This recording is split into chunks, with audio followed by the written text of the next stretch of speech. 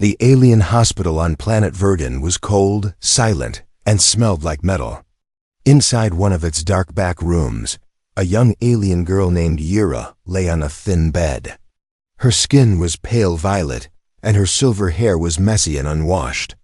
She had not moved in days, not because she didn't want to, but because she couldn't. Yura had once been a strong warrior of the Zarnak race, fast, skilled, and proud. But after an explosion during a border war, she was left paralyzed from the waist down. Her legs no longer worked. Her people didn't know how to fix her. And worst of all, they didn't want to try. "She's useless now," whispered a Zarnak doctor to a nurse. "Just discard her. No one's coming for her." Yura heard every word. She couldn't talk, and her body wouldn't move, but her mind was sharp. Tears rolled down her face. She had been in this room for over a week. No family visited. No friends asked for her. They had all turned away. The nurse returned with a datapad. "Discharge papers signed by her clan elders," they said. "Just toss her out. Let the waste units take care of her." Yura's heart felt like it cracked. They were really going to throw her away like garbage. In the next room, a human soldier named Jack Drunner waited.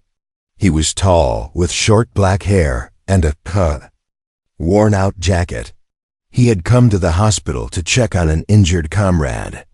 But as he walked past Yura's room, he heard something, a soft, painful sob. He stopped. Was that someone crying? He asked. The nurse looked annoyed. "Just a broken alien girl. Nothing you can do." But Jack didn't move on. He walked slowly into the room. The lights were dim, and Yura lay still, her eyes filled with sadness. "What's her story?" Jack asked. "She's paralyzed. Can't walk. Zarnak warrior.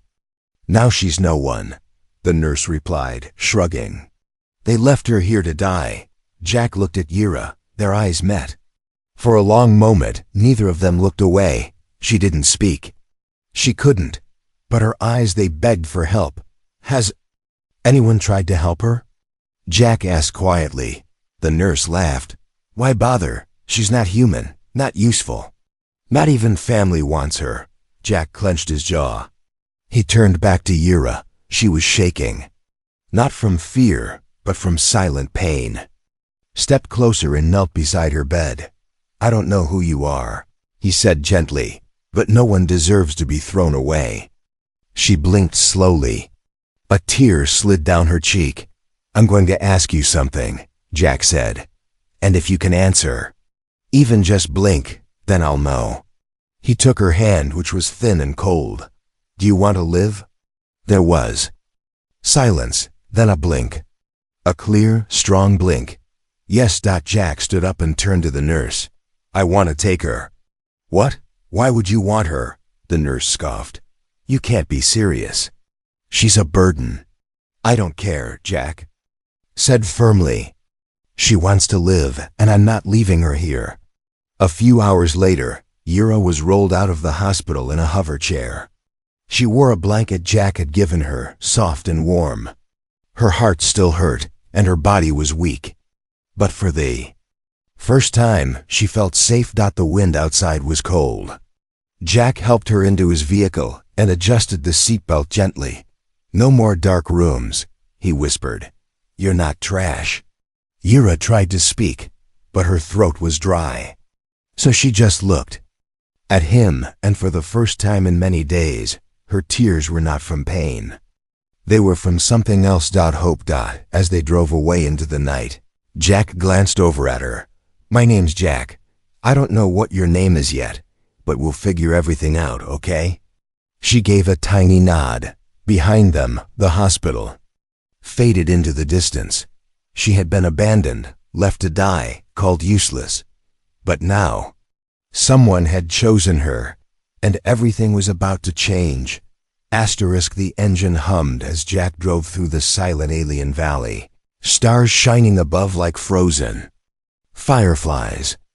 In the passenger seat, the girl sat still, wrapped in a blanket, her silver hair glowing faintly under the dashboard light. Jack didn't even know her name. He had rescued a stranger. A paralyzed alien girl with no voice, no family, and no hope. And yet, something in her eyes had spoken louder than words. He glanced at her again. She was awake, watching the sky through the window, her eyes wide like a child seeing stars for the first time. "You like the stars?" Jack asked. She blinked. Once slowly a yes. He smiled. "Good, I like them too. Reminds me there's more out there. More than pain." They stopped at a small, half-broken outpost on the edge of human territory. It was Jack's temporary shelter, built with scrap and care. He opened the door and carried her inside. The moment she entered, a wave of warmth surrounded her. Rooms smelled like clean wood and spice. So different from the cold metal hospital. "I'll put you here," he said gently, placing her on a soft chair he modified earlier.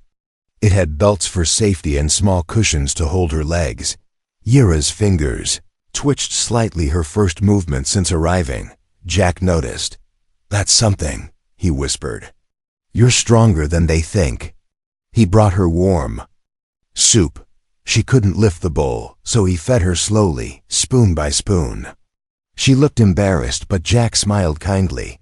"I used to do this for my little brother when he broke his arms. You're not a burden." For a moment, her lips parted. She tried to say something, but nothing came out. "It's okay," Jack said. "Don't rush." That night, as she rested on a makeshift bed, he sat nearby. He spoke softly about earth-blue oceans, green trees, and birds that danced in the air. Yura listened, her heart warming with every word. No one had ever talked to her like this, not since she lost her legs, not since she became useless. She wanted to thank him, but her voice was still trapped deep inside. The next morning, something strange happened. As Jack stepped outside to collect water, a group of aliens from the nearby village spotted him. One of them, a tall green-scaled merchant, laughed. "Hey, human, heard you picked up a broken Zarnak. Trying to be a hero?" Jack didn't answer. Another sneered. "They leave their trash behind, and you carry it home like treasure?" Jack's face stayed calm, but his words were sharp. "She's not trash, and I don't need your opinion." The crowd laughed and moved on, but their words stayed in the air like smoke. Inside, Yura had heard it all. Her heart stung. Was she really a burden to him? Later, Jack returned with a small box. He opened it beside her bed and pulled out a pair of thin, glowing gloves. "Neurogloves," he said. "They help people learn how to move again. Human tech expensive, but I got a deal." She looked at him, eyes wide in disbelief. "For me? For you?" He gently slid them onto her hands. "We'll start small. If you can move a finger, even a twitch, that's enough." She tried. Nothing. Tried again. Nothing. Her eyes began to water. But Jack didn't stop encouraging. "One day at a time. You don't have to prove anything. Just try." And then, barely noticeable, a finger twitched. Tiny, weak, but it moved. Jack saw it and grinned. "That's it. You did it." Yura's breathing hitched. That tiny movement felt like a mountain shifting. She had control again. Just a little.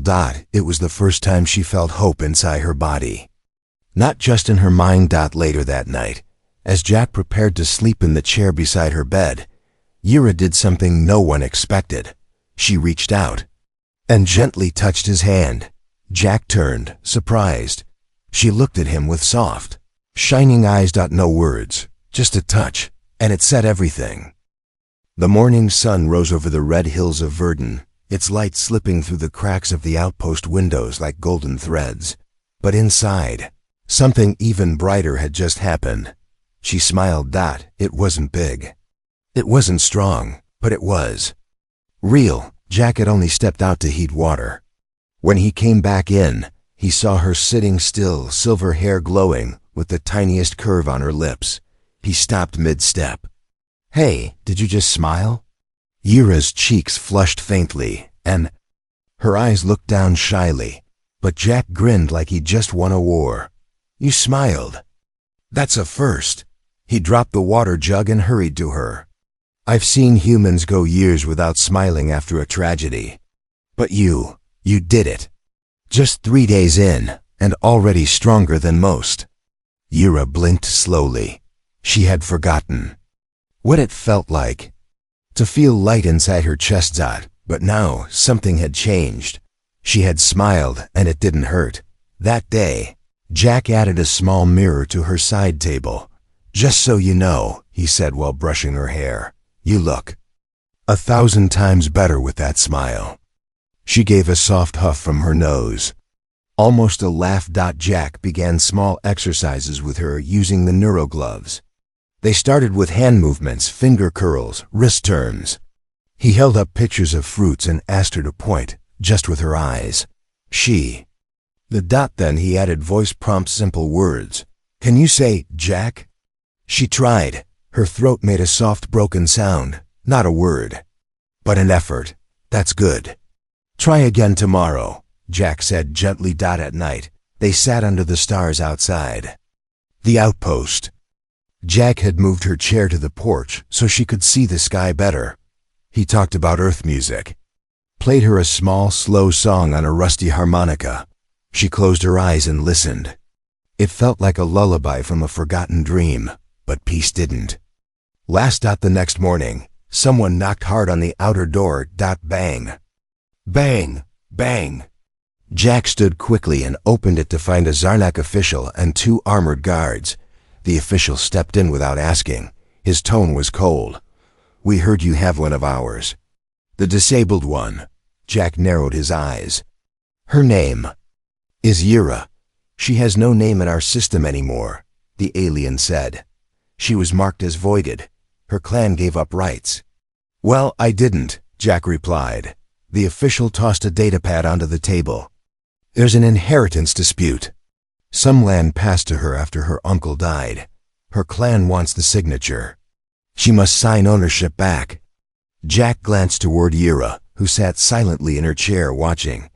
"She can't even speak properly yet," Jack said. "She won't sign anything until she understands." The guard stepped forward. "We can take her, by force, if we must." Jack stood in front of her. "You'll have to go through me first." Silenced. The official finally scoffed. "Fine. But we'll return soon. And if she's not handed over, there will be trouble." They left with heavy footsteps. Yura looked at Jack, her body shaking slightly. But he smiled and took her hand. "Don't worry, I'm not letting them use you." She looked into his eyes, and then, for the second time, she smiled, but this one was different. This one had strength. Asterisk. The silence was strange. Jack noticed it first, not the usual quiet, but a heavy, cold stillness, like the world was holding its breath. Even the wind outside had stopped. Inside the outpost, Yura's finger hovered over the table. She had been practicing moving small objects, and today she was close. Her eyes focused, her hand trembling slightly, then crack. The front door slammed open. Yira flinched. Jack turned from the kitchen, blaster already drawn. 3 figures entered. 2 Zarnak soldiers and 1 tall woman in a royal red cloak. Her eyes were sharp and cold. "I am Raven Zarnai, clan speaker," she said without emotion. "And I've come for the girl." Yura's eyes widened in panic. She tried to shift, but her legs failed her. "She's not going anywhere," Jack said, stepping in front of her. Raven looked him over. "You're the human, the foolish one." Jack didn't answer. Raven stepped forward. "Yura is of noble blood. Her uncle was a landholder. After he passed, his wealth was divided, but one property still lists Yura's DNA as heir." Jack frowned. "And now they want her back just to get her signature? She's disabled. She can't rule land. The clan will take control. She only needs to place a thumbprint." "She's not a signature machine," Jack snapped. "She's a person." Raven's voice hardened. "You think you've rescued her, human? You've just delayed the inevitable. Behind Jack, Yura raised her hand slowly, her finger pointing at Raven. Jack turned to her. You okay? Yura's mouth opened. A pause. Then in a broken, hoarse voice she said, No, I stay with him. Raven's eyes flickered. She speaks? Jack nodded slowly. Yeah, and she just said no. The soldiers looked uneasy. The noblewoman's cold mask cracked for a second. I will return, Raven said darkly. But next time, it won't be a visit.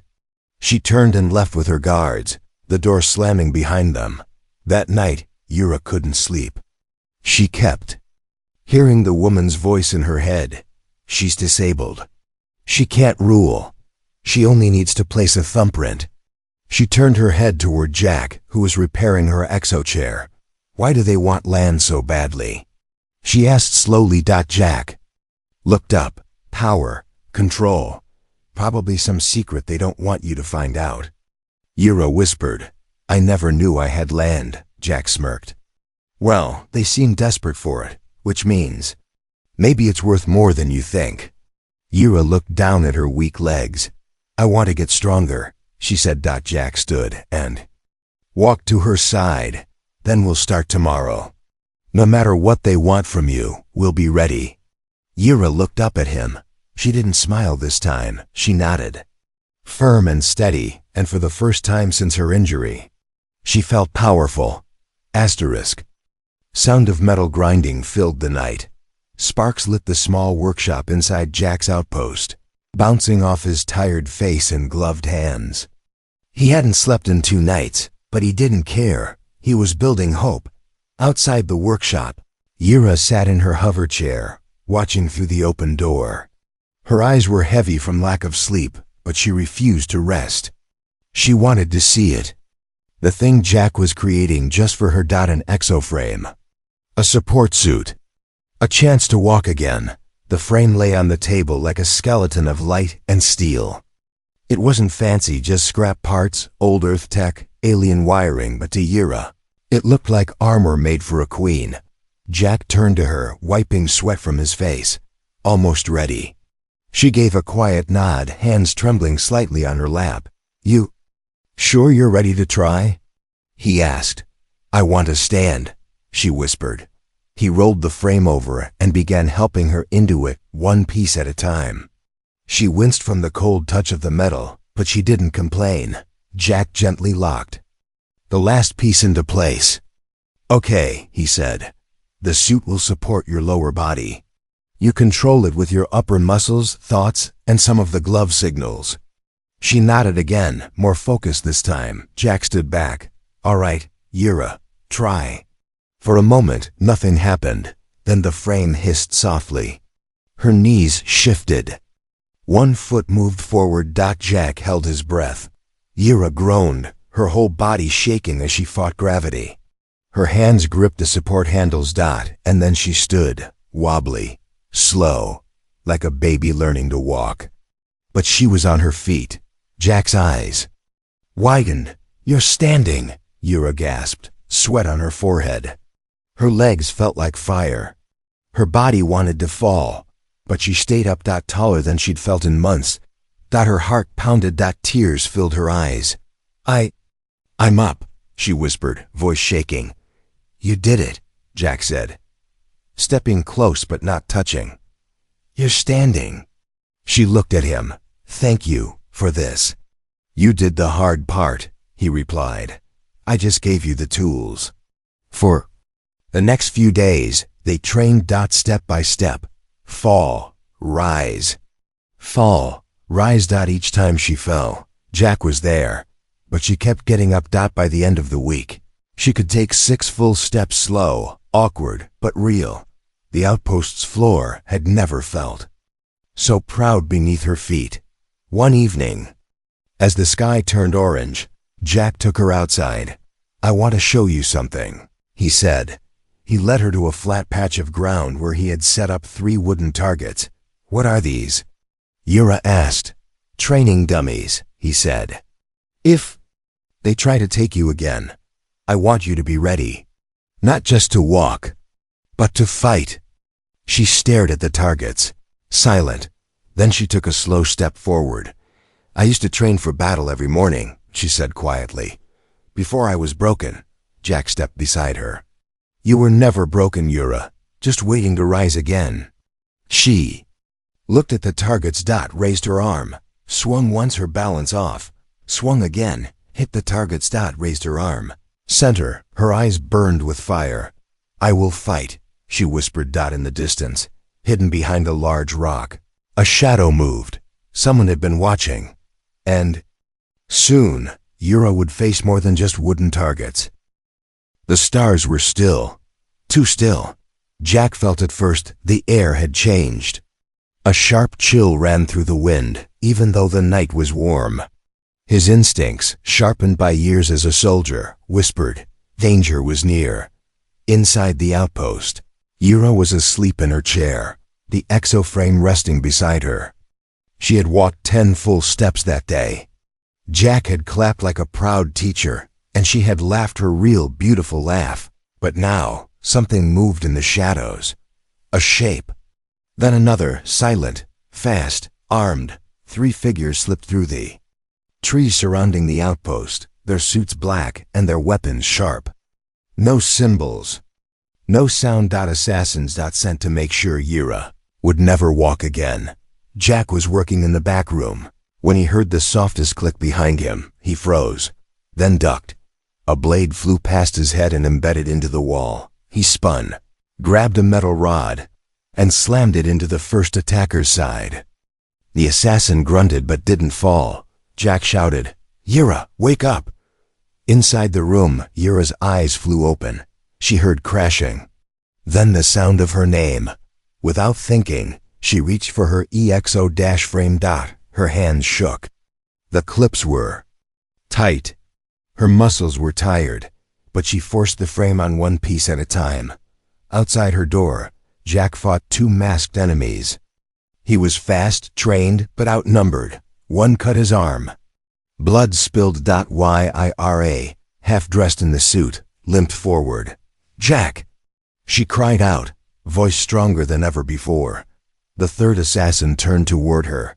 She met his eyes. No fear, only fire. She raised her right arm, metal-plated from the exoframe, and slammed it into the attacker's head as he rushed her.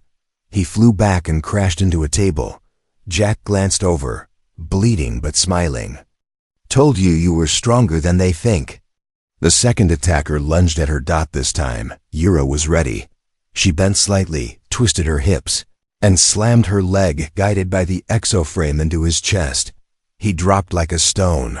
The last assassin tried to run. Jack pulled out a small shot grenade and tossed it. Crack! The man fell, twitching. Silence filled the room again. But this time, it wasn't cold. It was powerful. Yra stood there, chest rising and falling, bruised but proud. She looked down at the ones who had come to end her. Then up at Jack. "I protected you," she said softly. Jack leaned against the wall, holding his bleeding arm. "And you protected yourself." She walked to him on her own and helped him sit. He looked at her, amazed. "That was incredible." She smiled faintly, but her eyes were serious. "They'll send more, I know," Jack said. "But next time, they'll face us." That night, she didn't cry. She didn't tremble. She stood by the window, looking at the stars. Her hand rested on the side of her exoframe like a warrior holding a sword. She had been broken, rejected, left for dead. But now she was ready to fight for her life. The galaxy had moved on. No one cared about the paralyzed alien girl anymore. Her name had been erased from the Zarnak registry. Her clan had taken the land by force, and the price for standing up had been war. But they had forgotten one thing: she was still alive, and she was no longer alone. Yira stood at the edge of a high cliff, the wind brushing her silver hair. Below her, a peaceful village glowed with golden lights, humans and aliens living side by side. Behind her, Jack approached, his arm still healing from the last attack. "You're quiet today," he said softly. Yura didn't turn. Do you remember the day we met? I heard someone crying, he said with a smile, and found a fighter who had forgotten how to fight. She finally turned to him. And now, I see the strongest woman I've ever met. Yura looked down at her hands. They were steadier now. Her voice, too, was clearer. She still couldn't run or dance like before, but she could stand, speak, fight, and feel. Most importantly, she could choose. I don't care about land or titles anymore, she said. Jack nodded. They never mattered. She looked up at him. But I care about this.